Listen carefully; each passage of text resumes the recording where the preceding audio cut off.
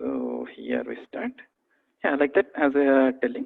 So in the last class we have covered with the different sensation, vision, audition, smell, taste and touch. So these things we have covered as well as transduction of a sensory system and sensory threshold. Later we have started about the perception. So I'll maximize. So what was the perception? We have touched the subject. We haven't went in depth. So this what the perception is. A perception is the process through which a sensation are interpreted using the knowledge and understanding of the world so that they become a meaningful experience. So last class we did one small experiment also. In the air, I wrote a little dots. One of the subject have been recognized what I have written. So for example, I have taken 10 dots like 1, 2, 3, 4, 5, 6, 7, 8, 9, 10. Like that in the air I have written. So nothing was there in the air, but it has been what happened initially, what the process has happened. Initially there was a visual sensation. It's not auditory, it's not smell or tactile something. There was a visual sensation. The student, one of the student, visualized the thing, what had happened through visual sensation went in the thalamus. The information was kept over there. Then what happened? She compared those things with the previous learning. So there happened the perception. So she perceived the thing exactly. It was a alphabetic in the English known as A. So that is the perception and the stimuli, this a sensation together collided and it gave a meaningful alphabet in the English. So perception is the process through which a sensation, so visual sensation, or if we take in last class example, there was a visual sensation are interpreted appropriately. Then, so using the knowledge previously, whatever we have learned, using those knowledge, understanding of the world so that they will become meaningful experiences. Then a perception is not a passive process of simply absorbing and decoding incoming sensation. So apart from incoming process will be taken and it will be processed, some output, meaningful output will come. That is the one part. Apart from that, perception also includes, instead our brain takes the sensation and create a logical world, okay, logical mental image, often by filling the missing information. Okay, if there are some information are missing, those things will be filled by the sense perception. So the filling of missing information and using the past experience, missing information will be filled. That's what happened in the perception. So often by filling the missing information and using the past experience to give a meaning, what we see, what we hear, what we touch, all give certain kind of meaning. So even though we are walking, if we listen a horn, so from the auditory sensation it will be, we will hear a horn, so we'll come to know, we'll perceive. So there is a car or bus or some heavy vehicle coming from behind. So that the auditory, that the sensation will be perceived appropriately, then appropriate action will be taken. So that is the beginning of perception, introduction to perception.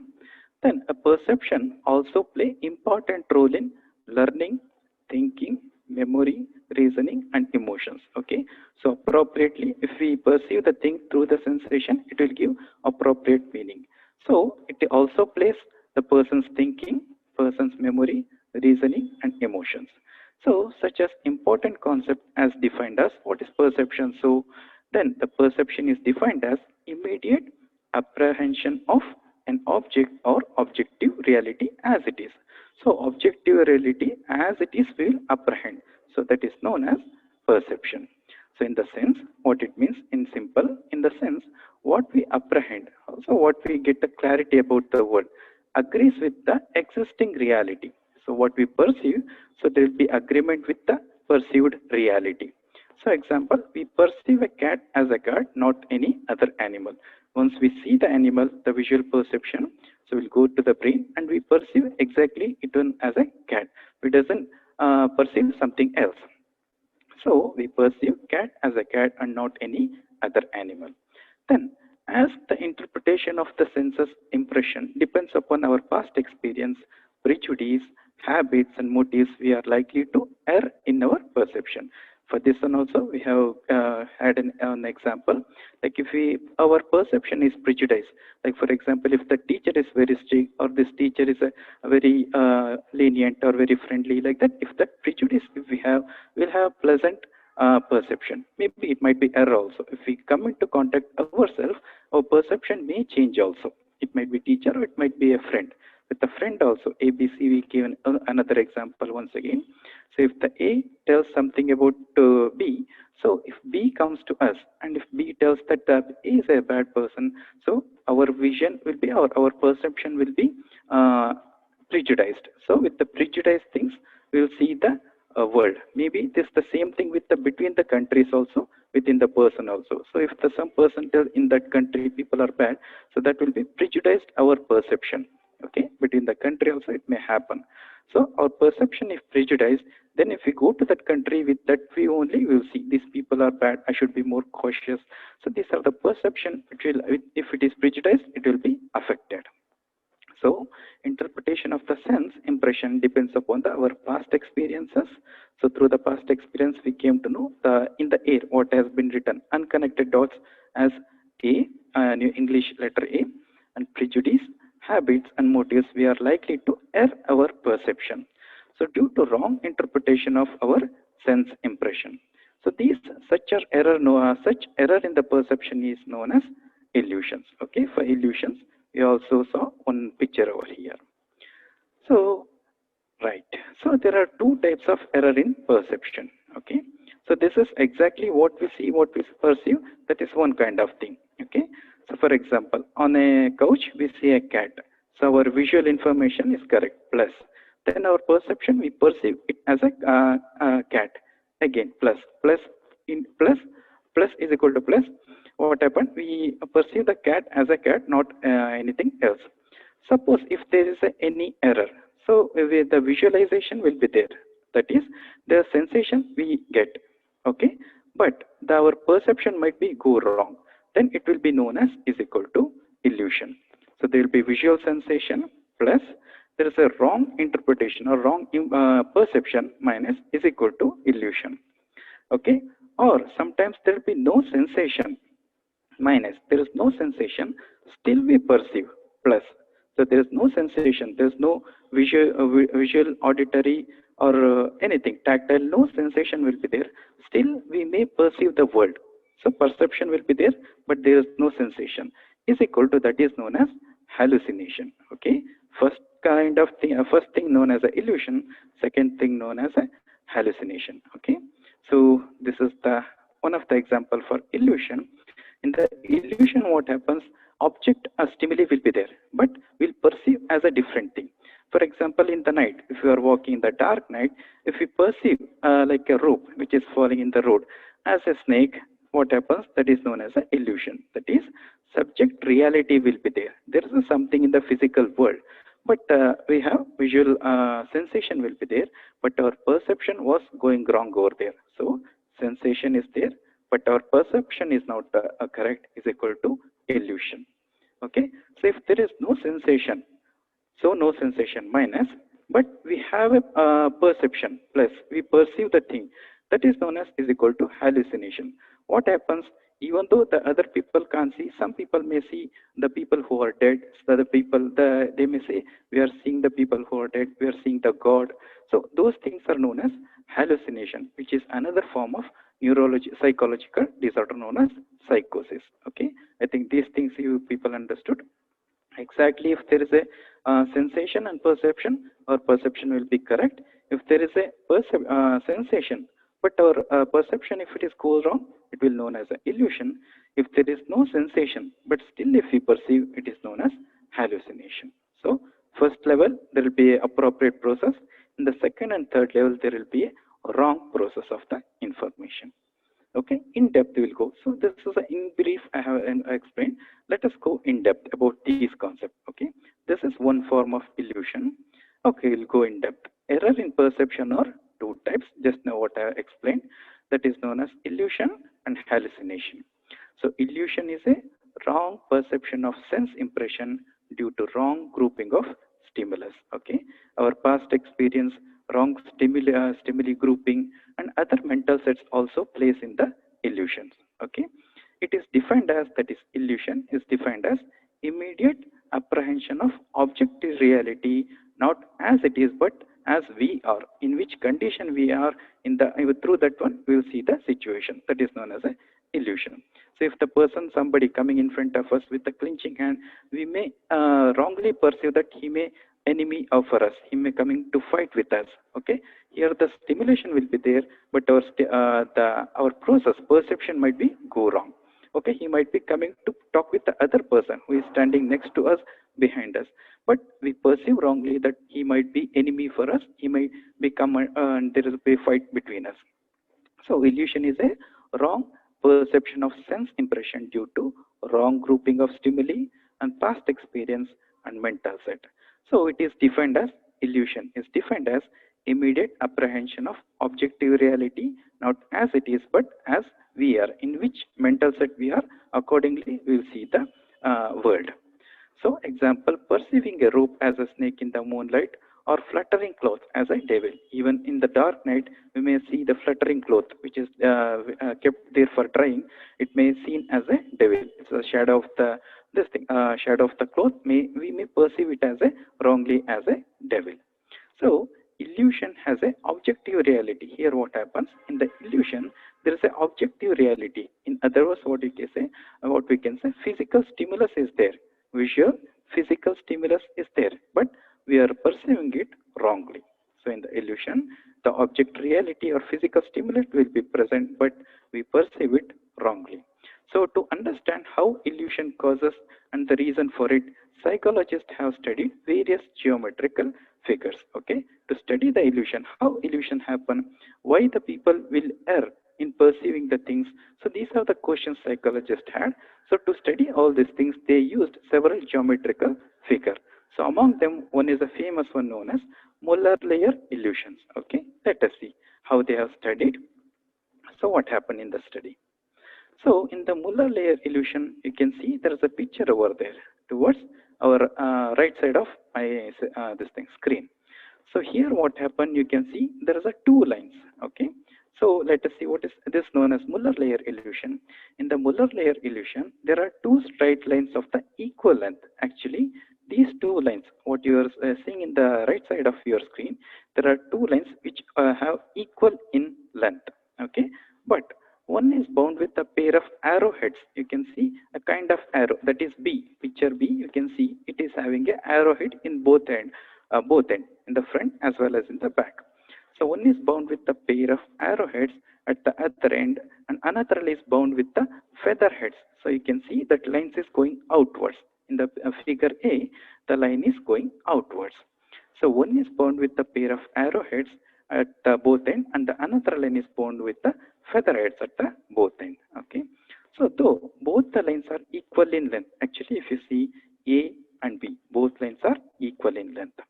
So but the arrowhead line appears shorter than the featherhead lines. Okay, this arrowhead, what happens, we perceive as a shorter line compared to the featherhead, which is continuing in our visual perception. So this is nothing but an optical illusion. This is one of the kind of optical illusion.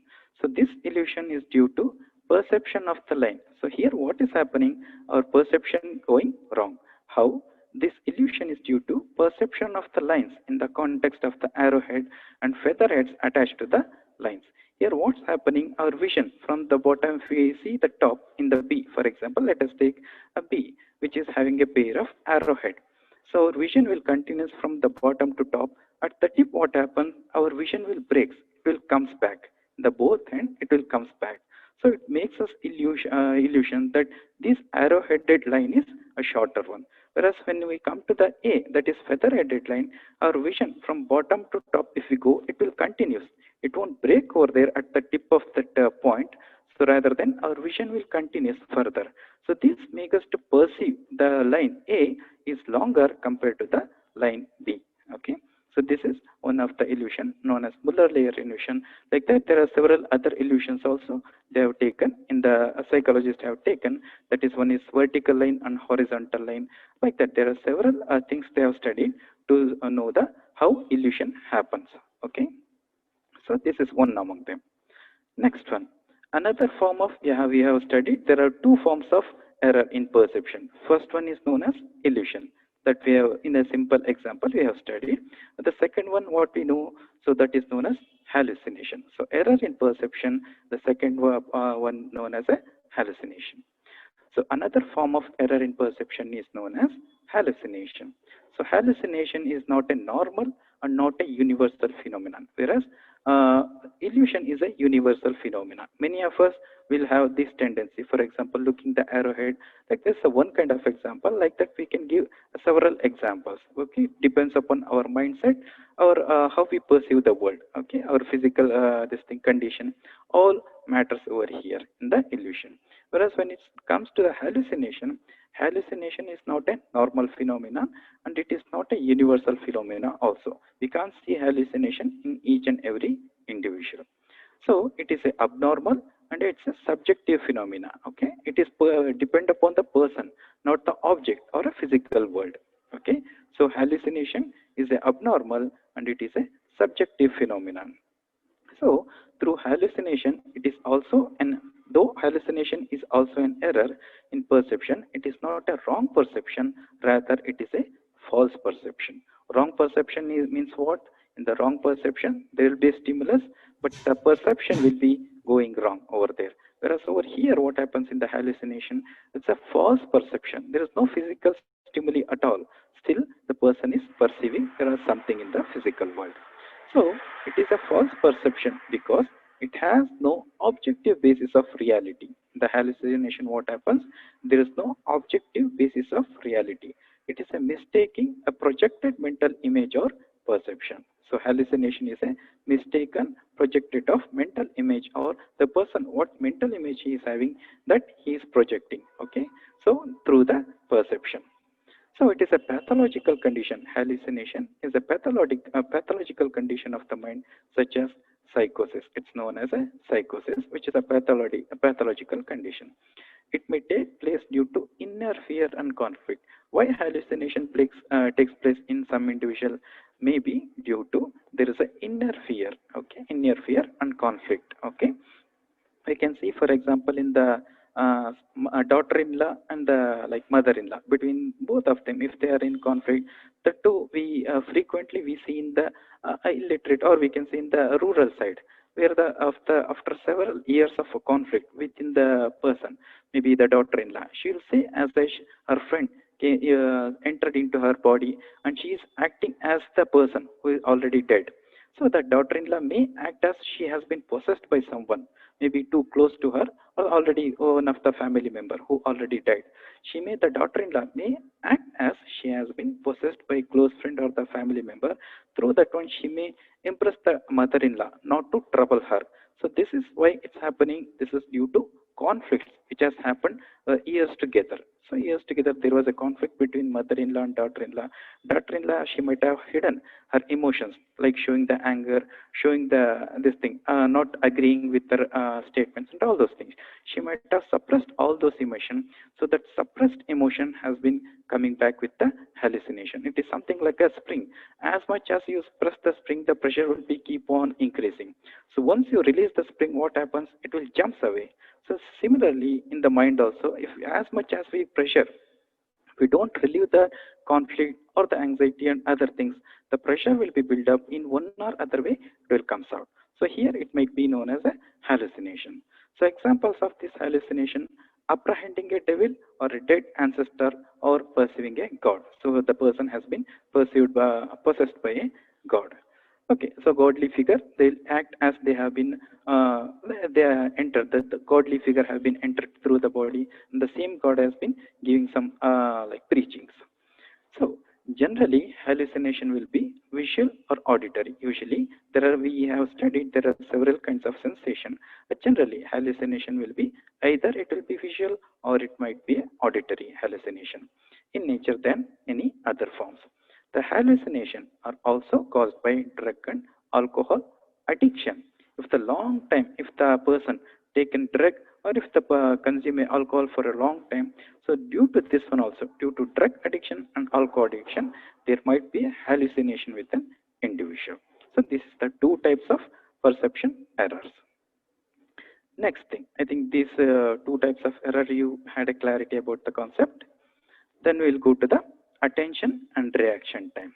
So what is the attention? So attention is the process of directing and focusing certain psychological resources to enhance perception, performance, and mental experience. Okay, so attention is the process of directing. We are directing our focus. Okay, so directing and focusing a certain psychological resources. The psychological resources what we are having, that psychological resources what we are doing intentionally, we are directing towards one channel. Okay, so psychological focusing and psychological resource to enhance our perception. We want to enhance our perception, and we have to enhance our performance and our mental experience. This is known as a attention. So what happens in the attention? We use attention to direct our sensory and perceptual system toward a certain stimuli. For example, we can see the student who is studying with the concentration. What she is doing, she is intentionally concentrating on the task what she is doing.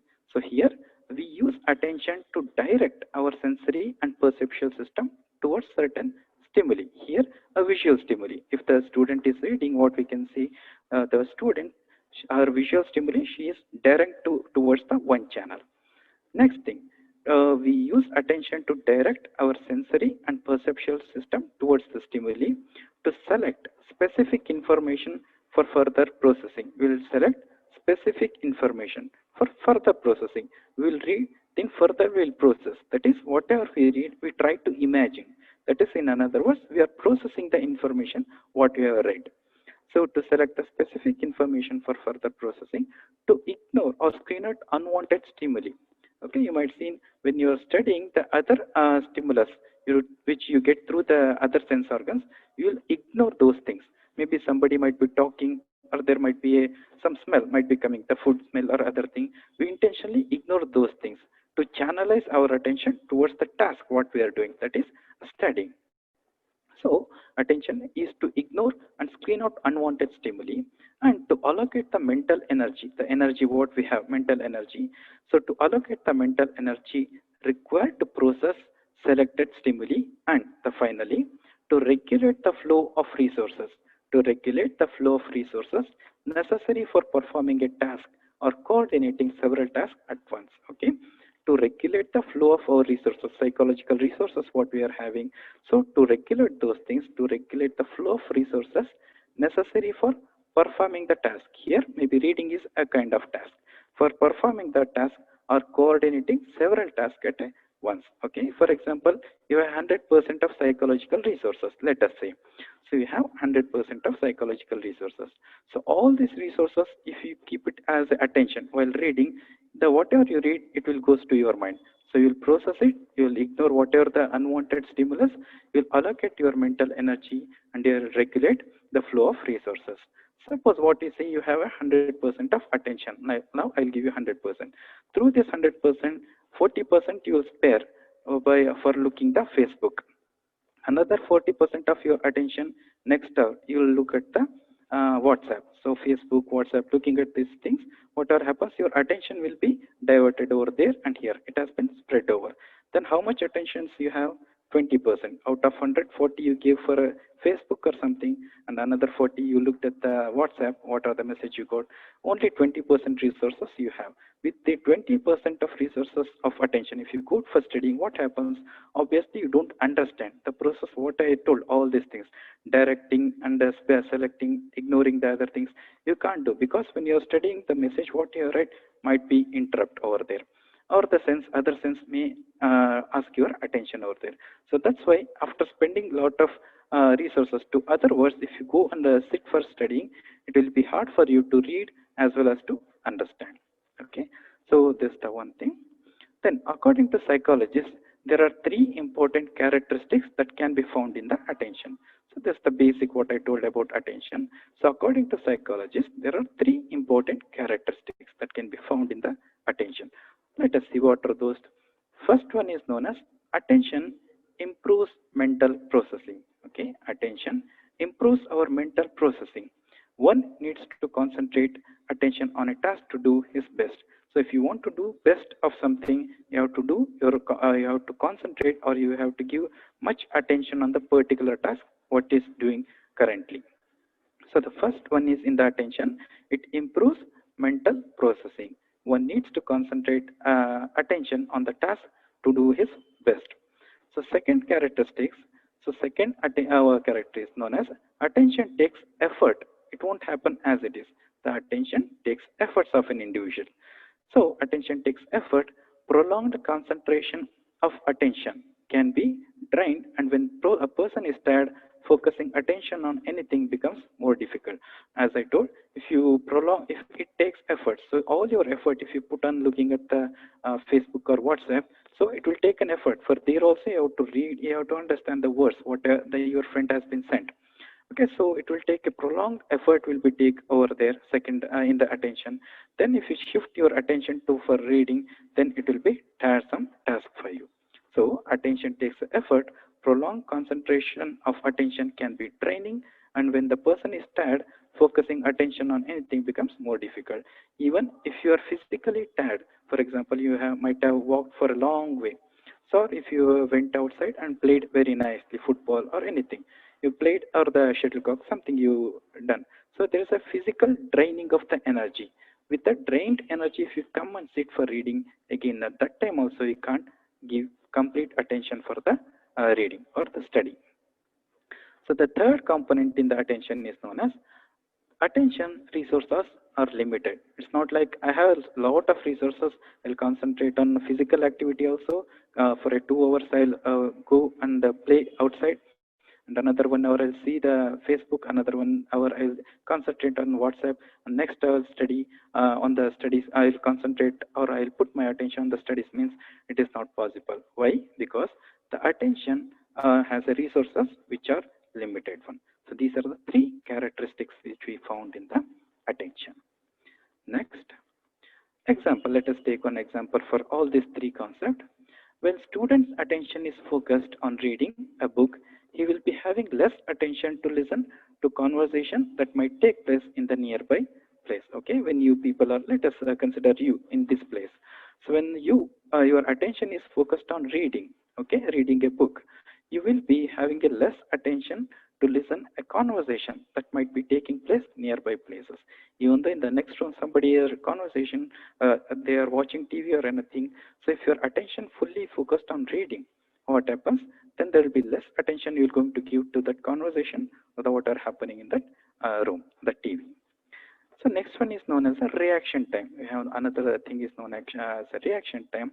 Reaction time is nothing but a time that passes from when the stimulus is shown up until a reaction is given, and it is viewed as a appropriate measure to evaluate the limit of intellectual framework to process the data. For example, in the sports, reaction time is very much, if you ask a person who just missed the gold medal in the Olympics, you can see his reaction time might be a second low that will cause us, will give a very much, they have to pay very lot of this thing. So in the fraction of second is reaction time, if it is low, the other person will win the race. So for the sports, but even for everyone, it is very much needed. For example, let us take ourselves. If we are driving a car or bike, so our reaction time is also very important. Suppose we are driving in a highway. So somebody, maybe the old person or maybe the small child, they may come into the in between us in the road. So what happens if our reaction time is accurate? Suddenly we'll press the brakes in the car, so we can stop the car. At least the harm what may cause might be reduced. If our reaction time is even a bit slow, there might be a catastrophic this outcome over there. We may hit someone. So reaction time, even in the normal people also, as well as the specific in the specific field, the reaction time will carries very much importance. Let us take another example. In the aviation, the person who is flying the flight, his reaction time should be so sharp. When the aeroplane is landing, he has to open the wheels of the plane. Even the few seconds of here and there, if there is a mismatch in the reaction time, there might be a crash of the flight in the freeway, because the wheel won't open over there, then the flight may get crash. So this reaction time is very much important in the sports aviation as well as in our day-to-day life. Reaction time is nothing but when the time between the stimulus is given, then the response, what comes output. So the duration between these two known as a reaction time. Okay. So yeah, there is a one example for our attention. We talked about attention and reaction time. Let us try to divert our attention. So what will happen? One thing, try this. To experience an attention as a process, let us try moving it around. Our attention, let us move it around. So try to read this thing. Example. If you people in your screen, you can see example when the student attention is focused. Read that word. So I'll give some like few seconds. So I'll also read in mind. Let us you also read what is there shown in your screen. So from example to the place. So the time start now. Just read the sentence.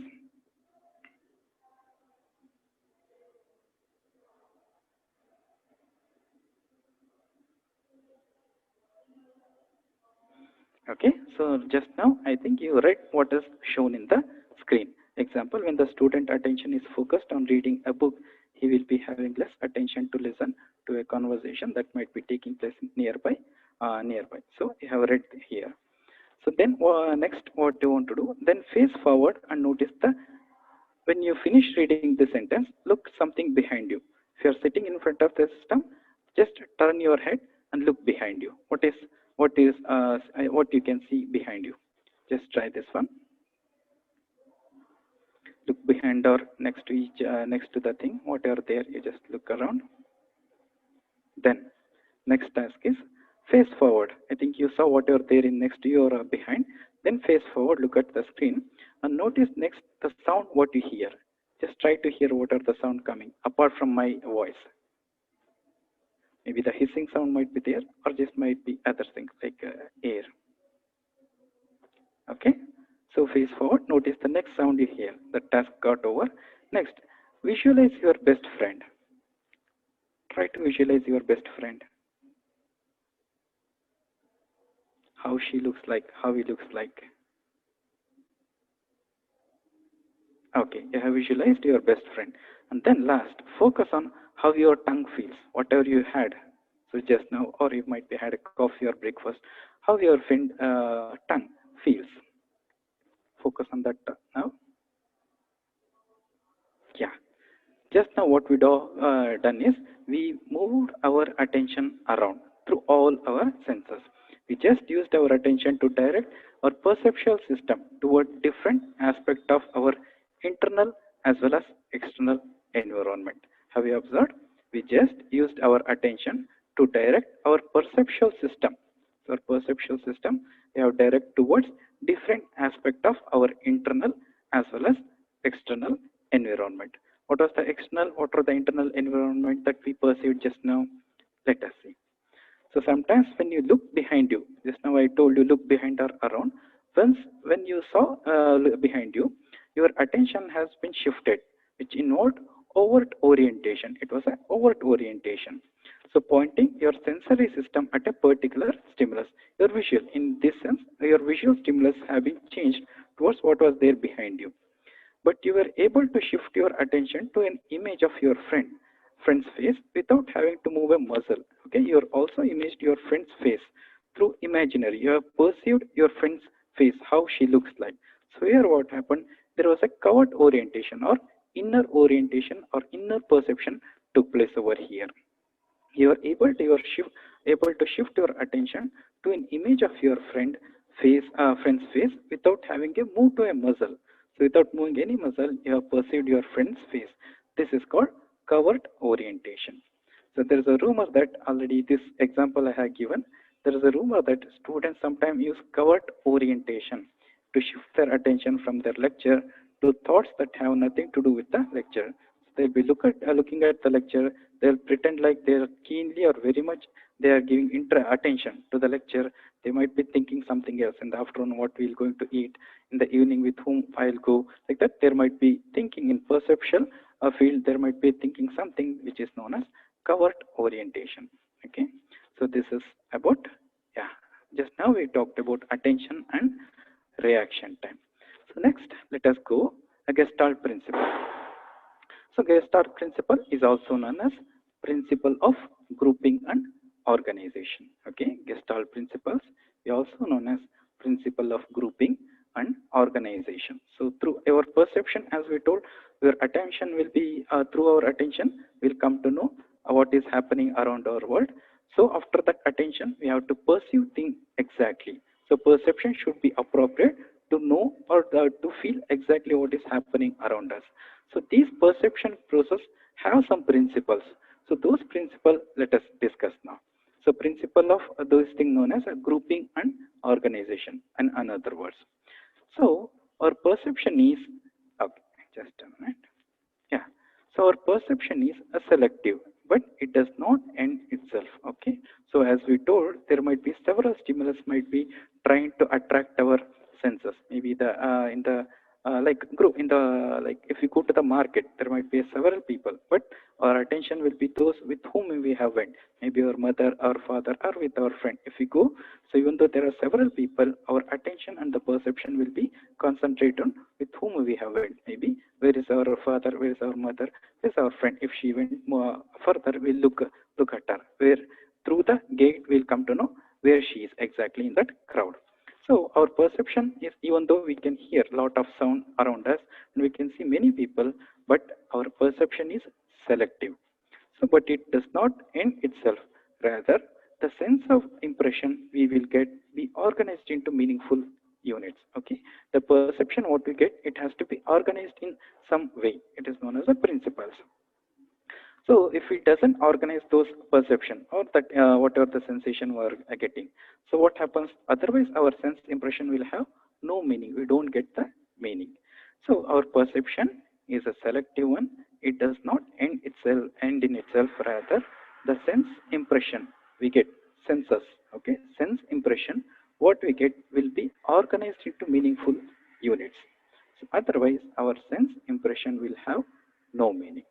So the organization and unit formation take place according to certain principle. So there are certain principle. According to that certain principle, our organizing of our perception and formulation of our perception will takes place. So what are those principles? Such principle is known as divided into several parts. One is proximity or nearness. Second one is known as similarity. Third one is known as inclusiveness. Fourth one known as a continuity. Fifth one is a closure. The last one known as figure ground principle. Okay. So proximity, similarity, inclusiveness, continuity, closure, and figure ground. Let us see one by one principle individually how it works in our perception. So these are the few pictures which I have shown. So just see, first one is a proximity or nearness. Second one, similarity. Third one, inclusiveness. Fourth one, continuity. Fifth one is known as closure. So each concept or each principle we will discuss now with an example. So yeah, I'll come back to this picture once we have a clarity. With an example, I'll explain what it is, how these principles of perception works. First one known as proximity or nearness. That's what we, okay, let us admit a student. So first one in the perception principle known as proximity. Proximity or nearness, what it is, it's an object or figures or dots which are close together form a unit or pattern. Okay, so the objects, or it might be a figure, or it might be dots which are close together form a unit or pattern.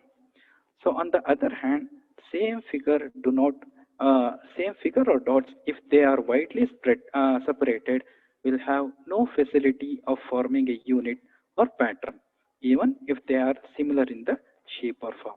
Okay, so if they are coming together, if they are near, it will give some kind of perception. If they are far away, it may doesn't give that much of a clarity, or it may not give a perception, appropriate perception. So example over here for this proximity and nearness is, though all dots in the figure 1, so check the figure 1 over here, dots, or you can call it as a circle or shapes which is in the oval. It looks like oval or circle. Let us consider as a circle in the figure 1, which is first one in the left side. So though all dots or circle in the figure 1 are similar, they do not form a unit, rather they look like pairs of dots due to proximity. We don't perceive this one as a different circle, 6 different circle. Rather, we perceive this one as a 2 paired circles, isn't it? Look at carefully. First picture, since it is near to each other, even though they haven't connected. Keenly, if you observe, these circles haven't been connected with each other. Still, we perceive 3 pairs of the circles. If you show someone else, if you ask what you see, they'll say there are 3 pairs of circles rather than 1, 2, 3, 4, 6 different unconnected circle or oval shapes. Okay, so this is known as first principle, principle of proximity or nearness.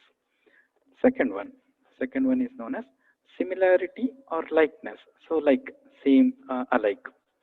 So similarity or alikeness, we can call it as a object or figures which are similar in shape and form.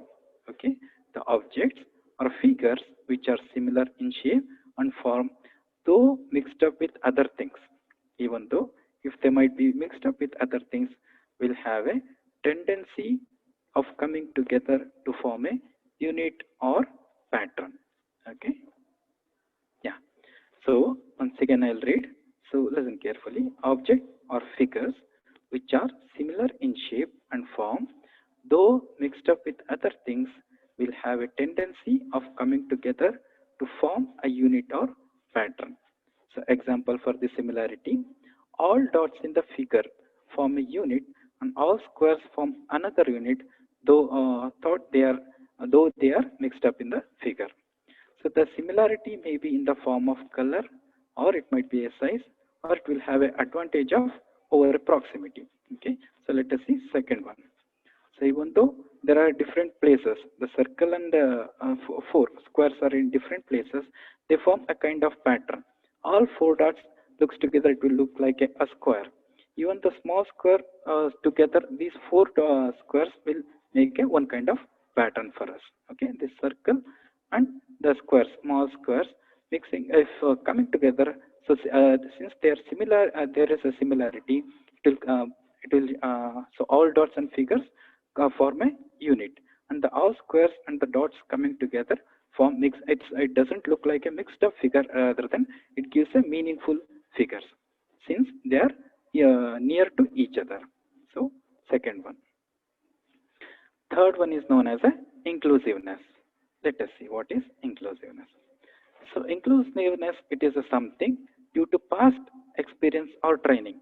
Due to our past experience or due to our training, objects, whether it is a similar or not, whether object is similar or not, whether close together or not, whether it is a close together or not, if they are in place, they will have a tendency to form a unit and do not appear separate. Okay, so objects, whether similar or not, close together or not, if they are in place, in certain place, if they are placed together, they will have a tendency to form a unit and do not appear separate one.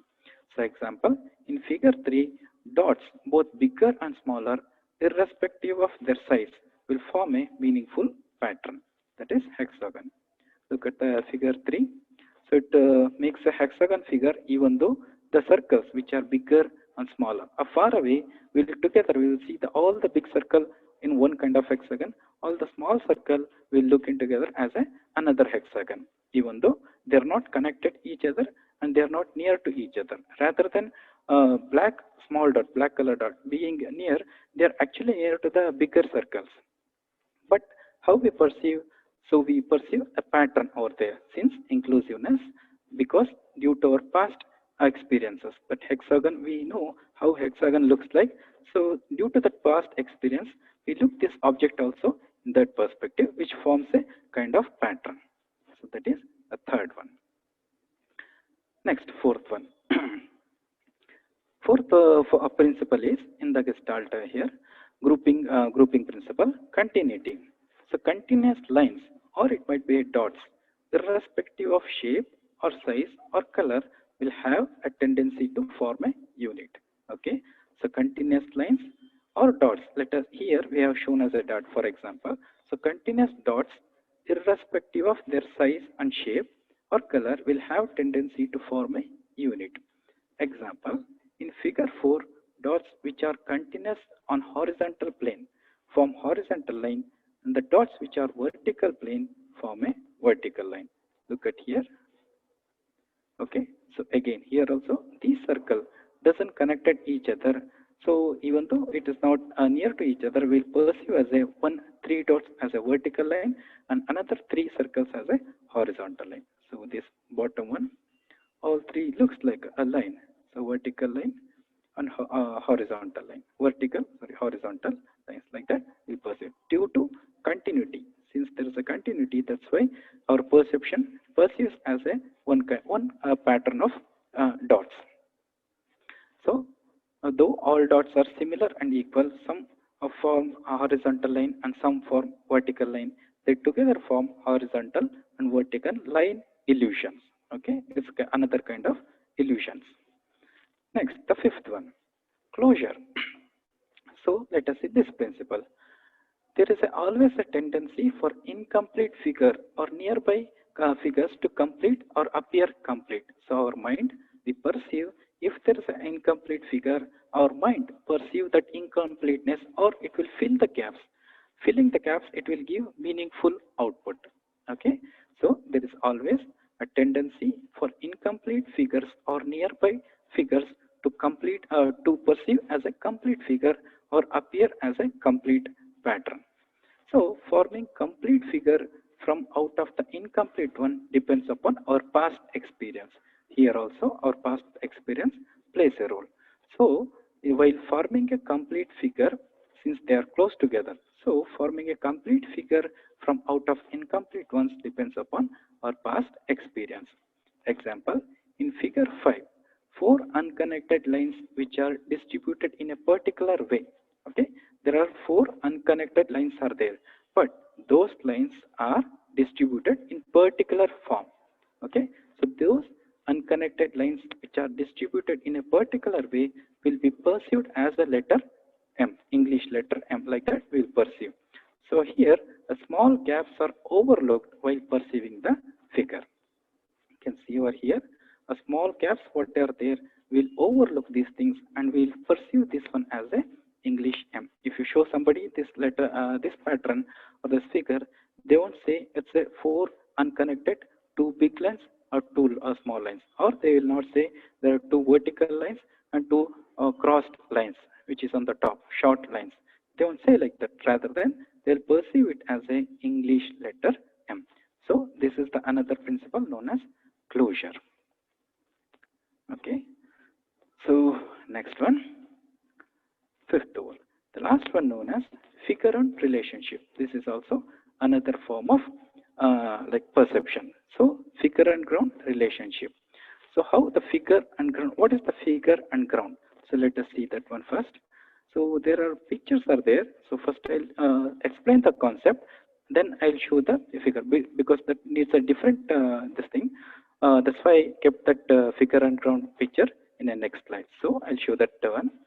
So figure and ground relationship is according to Gestalt psychologist. You might have remember we have studied in the introduction to psychology where the Gestalt psychologists say that instead of looking at the bits and pieces, we have to look all together, which gives a complete picture.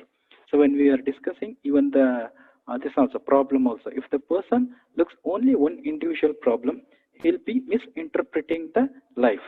Okay. So if we look the life as a whole, he'll come to know that the small problem cannot define or small lackingness in some individual cannot define his whole personality.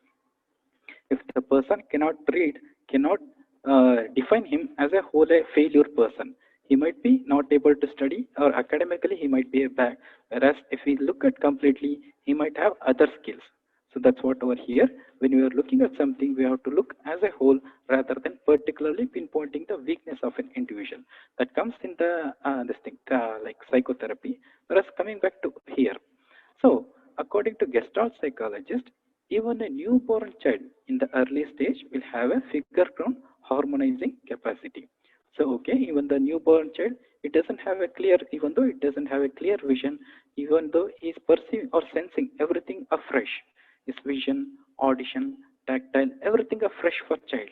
Okay, even though it doesn't have a clear sensation, even though there's a perception, perceiving the world appropriately, have take over still. So according to Gestalt psychologist, even newborn child in the early stage will have figure ground harmonizing capacity. Okay, so yeah, I think it's better first I show the picture, then if I give the explanation, it will be more, you'll understand more. So this is a bit complicated. Again, we'll come over here, whereas you can look at the picture which is in the left side of your screen. So first, initially you can see a vase, white color if you take as a figure. So the background will become like black color will become like figure will be vase. The background is a black color filled with the background filled with black color. So in other words, if you figure and ground, if you change, so you can see two people facing with each other. The black color picture, if you see, that gives a perception as a two people looking at each other. So whereas the other way, if you figure and ground, if it changes, the other way it looks like there is a white color vase over in the picture. Okay, so this is called figure and ground. If one appears front, the other will go backside. So if the other comes front, the another one will go backside. So if you look at the vase, the picture of the two people facing each other, it will go as a background. So if you look at the two picture looking at each other, if that becomes the forward, the vase will go back. So figure and ground will change. So if you see one thing, the other thing will become a ground, and the first one thing will become a figure. Similarly, the bottom also. You can read over here what is there. So if you look at the ground, the figure which has been written will become a background. So if you look at the figure written as a ground, as a figure, figure, that will become a background. So this is called a figure and ground perception. Okay, if one comes to forward, the other will go as a backward. Okay, so this is called figure and ground. Let us go to the concept. Again, we'll come back. So, according to Gestalt psychologist, even the newborn child in the early stage will have a figure ground harmonizing concept. So, we'll see what is the background, what is the foreground, what is there in the foreground. So, earlier they thought child doesn't perceive the world appropriately. So, the perception will be lacking in the child, like that earlier psychologist argued. Later, Gestalt psychologist argued that even though child haven't had a completely sense the world, completely the perception of the world haven't formed in the brain, still he can see the mother and the background differently, like a figure and ground manner. So for the child, mother who comes in the perceptual field, when the mother comes to in front of the child's eye, what happens? For the child, when mother comes in front of the perceptual field, that is visual field, it will stand out as a one complete unit as against the other things in the environment, such as rooms, wall, and furniture. In the same room, there might be mother also will be there in the background or in the environment. There might be a room, there might be a walls, four walls, and the furniture, everything might be there. So all these things, wall, furniture, room will become a background, whereas the mother figure will come the foreground. So child can perceive foreground or background or figure and ground differentiation. So the perception of the mother may not be clear, and there might be the vision might be not clear for the child. Still, the perception of the mother may not be clear and provides a meaningful for the child. The child doesn't know meaningful, may not attach the meaning that she is a mother, she is the one who is taking care of me, she is the one who feeds me. So all this meaning may not persist in the child's mind. Still, so the perception of the mother may not be clear, and also there might not be, it may not have a meaning to that figure. Still, it will be perceived as a unit different from background against which she is standing. So, thus, any perception is made against some background. So there will be always there will be a perception where one will become foreground, the other one become the background. So in every perception, there is a figure. Always in every perception, there will be a ground relationship. So the figure which emerges from the background may become foreground for some other figure. Okay. So the figure which emerges from background from one picture may become a background for other. Even we are looking at some person also who is standing in front of us. So even though the whole body looks, we can see as a figure, So foreground, if we look at the face of the person, so that will become the figure, the whole body will become the ground. So we cannot perceive whole body of a person, rather than only we will see the person's face. Body will become background, his face will become the figure and ground. So then, yeah, so this the figure and ground relationship. Here, why it is a complex means figure and ground relationship.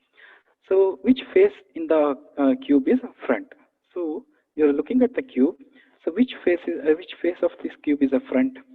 So if we look at sometime, we can see there's a change of depth. Change in the depth you can perceive. Let us see. I don't know whether can you see my mouse movement of that pointer? Anyone? Yes, sir. Okay. See. Yes, sir. Good. See this pattern. See this square. If you look at this one as a foreground, here let us say we have written as a number 1. So the back square, this will become a background, isn't it? So let us say this is facing to your side. So looking at the cube, this square will become the foreground. So which is facing towards you, and this the square will become background. So look at keenly. Now make this one as a foreground. This square looking, so you're facing towards this one, this square. So now this become a foreground, and this square will become a background. So I'll give some few seconds. Can you perceive? First, this will become foreground. Later, after some time, this will become foreground. So there's a change in the foreground. To perceive appropriately, you concentrate in the square, which is over here in the middle.